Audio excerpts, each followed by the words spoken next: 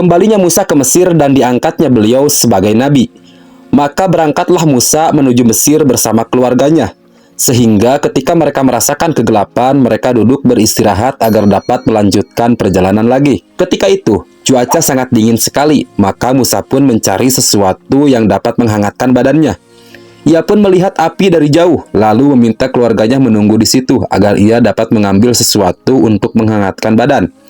Maka Musa pun pergi mendatangi api itu dengan membawa tongkatnya. Dari seorang mufassir baik dari kalangan salaf maupun khalaf berkata, Nabi Musa pergi menuju api yang dilihatnya itu, dan setelah sampai di sana, didapatinya api itu menyala-nyala di sebuah pohon yang hijau, yaitu pohon ausaj atau jenis pohon yang berduri. Apinya semakin menyala, kehijauan pohon itu juga semakin bertambah. Maka Musa berdiri dalam keadaan takjub, dan ketika itu pohon tersebut di kaki gunung di sebelah barat dan berada di sebelah kanan Nabi Musa, sebagaimana firman Allah Ta'ala, dan tidaklah kamu Muhammad berada di sisi yang sebelah barat ketika kami menyampaikan perintah kepada Musa, dan tidak pula kamu termasuk orang yang menyaksikan. Quran Surat Al-Qasas ayat ke-44. Saat itu Musa berada di lembah yang bernama Suwa, sambil menghadap kiblat, sedangkan pohon itu berada di kanannya di sebelah barat. Lalu Tuhannya memanggilnya, "Wahai Musa, sesungguhnya aku ini adalah Tuhanmu, maka lepaskanlah kedua sandalmu. Sesungguhnya kamu berada di lembah yang suci, dan aku telah memilih kamu. Maka dengarkanlah apa yang akan kuwahyukan kepadamu. Sesungguhnya aku ini adalah Allah, tiada Tuhan yang berhak disembah selain aku. Maka sembahlah aku dan dirikanlah sholat untuk mengingatku. Sesungguhnya hari kiamat itu akan datang. Aku merahasiakan waktunya agar setiap diri itu dibalas dengan apa yang ia usahakan. Maka sekali-kali janganlah kamu dipalingkan daripadanya oleh orang-orang yang tidak beriman kepadaku dan oleh orang-orang yang mengikuti hawa nafsunya, yang menyebabkan kamu menjadi binasa."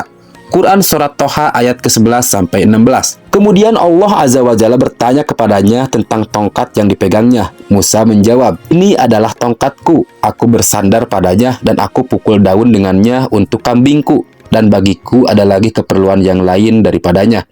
Quran Surat Toha ayat ke-18. Maka Allah menyuruhnya untuk melempar tongkatnya. Musa pun melemparnya, maka tongkat itu berubah menjadi ular yang besar dan bergerak dengan cepat.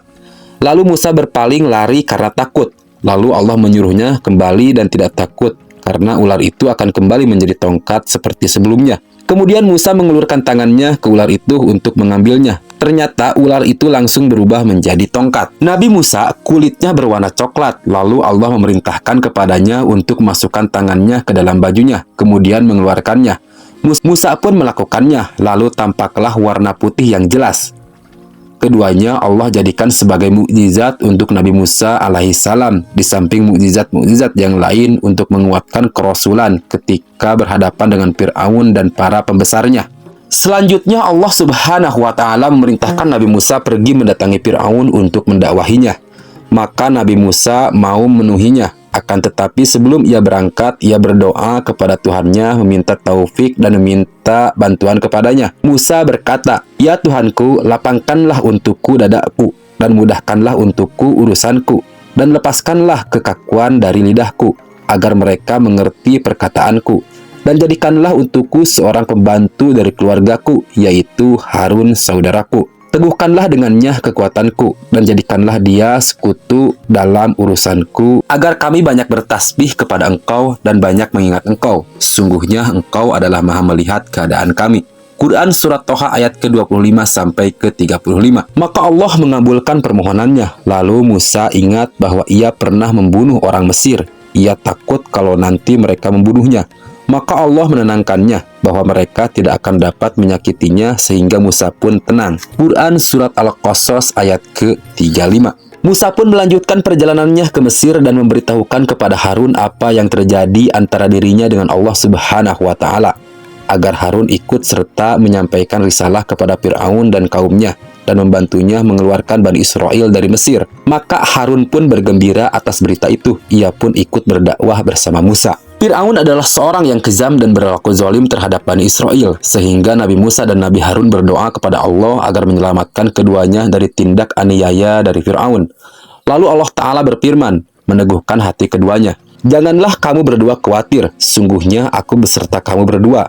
Aku mendengar dan melihat. Maka datanglah kamu berdua kepada Fir'aun dan katakanlah, sungguhnya kami berdua adalah utusan Tuhanmu. Maka lepaskanlah Bani Israel bersama kami dan janganlah kamu menyiksa mereka. Sungguhnya kami telah datang kepadamu dengan membawa bukti atas kerasulan kami dari Tuhanmu. Dan keselamatan itu dilimpahkan kepada orang yang mengikuti petunjuk. Sungguhnya telah diwahyukan kepada kami bahwa siksa itu ditimpakan atas orang-orang yang mendustakan dan berpaling.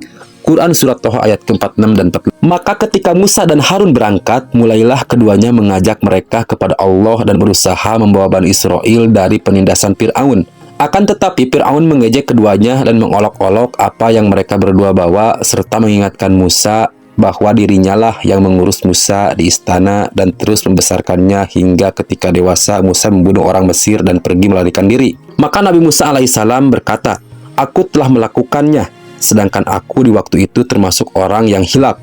Lalu aku lari meninggalkan kamu ketika aku takut kepadamu. Kemudian Tuhanku memberikan kepadaku ilmu serta Dia menjadikan aku salah seorang di antara rasul-rasul. Budi baik yang kamu limpahkan kepadaku itu adalah disebabkan kamu telah memperbudak Bani Israel." Quran Surat Asy-Syu'ara ayat ke-20 sampai ke-22. Fir'aun pun bertanya, "Siapa Tuhan semesta alam itu?" Musa menjawab, "Tuhan pencipta langit dan bumi dan apa yang ada di antara keduanya, itulah Tuhanmu, jika kamu sekalian mempercayainya."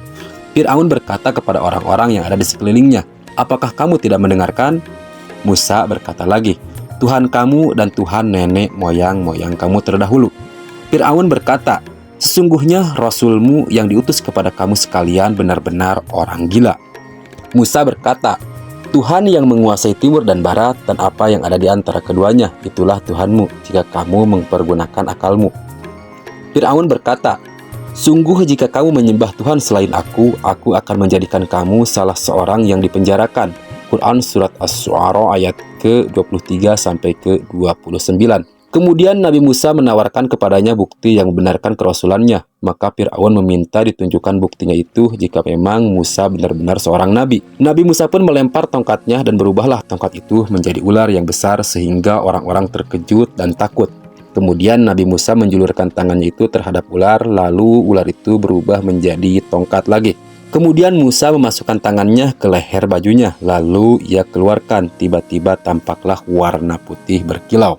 Ketika ditunjuk bukti-bukti itu, Fir'aun malah menuduh Musa sebagai penyihir. Lalu ia meminta untuk dikumpulkan para penyihirnya dari segenap tempat untuk melawan Musa.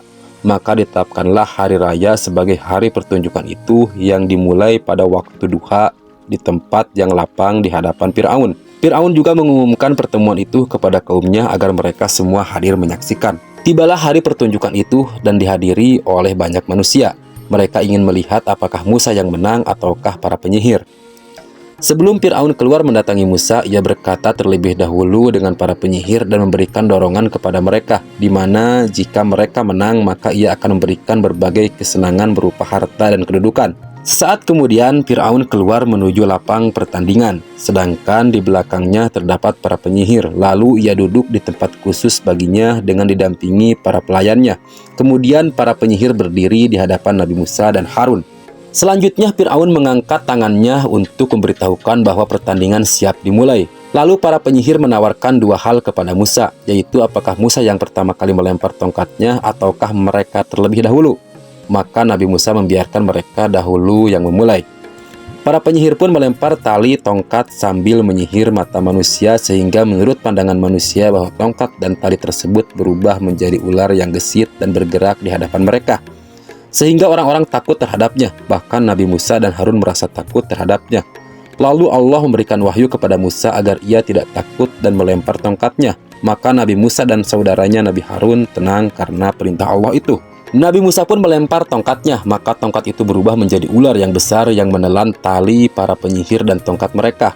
Ketika para penyihir melihat apa yang ditunjukkan Nabi Musa alaihissalam, maka mereka pun mengakui bahwa itu adalah mukjizat dari Allah dan bukan sihir. Kemudian Allah melemparkan hati mereka untuk beriman kepada Allah dan membenarkan apa yang dibawa Nabi Musa alaihissalam. Mereka pun akhirnya hanya bersujud kepada Allah sambil menyatakan keimanan mereka kepada Tuhan Musa dan Harun. Ketika itu Fir'aun semakin geram dan mulai mengancam para penyihir. Ia berkata kepada mereka, "Apakah kamu telah beriman kepadanya sebelum aku memberikan izin kepadamu sekalian? Sungguhnya ia adalah pemimpinmu yang mengajarkan sihir kepadamu sekalian. maka sesungguhnya aku akan memotong tangan dan kaki kamu sekalian dengan bersilang secara bertimbal balik. Dan sesungguhnya aku akan menyalib kamu sekalian pada pangkal pohon kurma, dan sesungguhnya kamu akan mengetahui siapa di antara kita yang lebih pedih dan lebih kekal siksanya. Quran Surat Toha ayat ke-71. Meskipun begitu, para penyihir tidak takut terhadap ancaman itu setelah Allah mengaruniakan keimanan kepada mereka. Mereka berkata, kami sekali-kali tidak akan mengutamakan kamu daripada bukti-bukti yang nyata, mukjizat yang telah datang kepada kami, dan daripada Tuhan yang telah menciptakan kami. Maka putuskanlah apa yang hendak kamu putuskan. Sungguhnya kamu hanya akan dapat memutuskan kepada kehidupan di dunia ini saja. Sungguhnya kami telah beriman kepada Tuhan kami, agar Dia mengampuni kesalahan-kesalahan kami dan sihir yang telah kamu paksakan kepada kami melakukannya. Dan Allah lebih baik pahalanya dan lebih kekal azabnya. Sungguhnya barang siapa yang datang kepada Tuhannya dalam keadaan berdosa, maka sesungguhnya baginya neraka jahanam. Ia tidak mati di dalamnya dan tidak pula hidup. Dan barang siapa yang datang kepada Tuhannya dalam keadaan beriman, lagi sungguh-sungguh telah beramal soleh, maka mereka itulah orang-orang yang memperoleh tempat yang tinggi dan mulia, yaitu surga Aden, yang mengalir sungai-sungai di bawahnya, mereka kekal di dalamnya, dan itu adalah balasan bagi orang-orang yang bersih dari kekafiran dan kemaksiatan. Quran Surat Toha ayat ke-72 dan 76.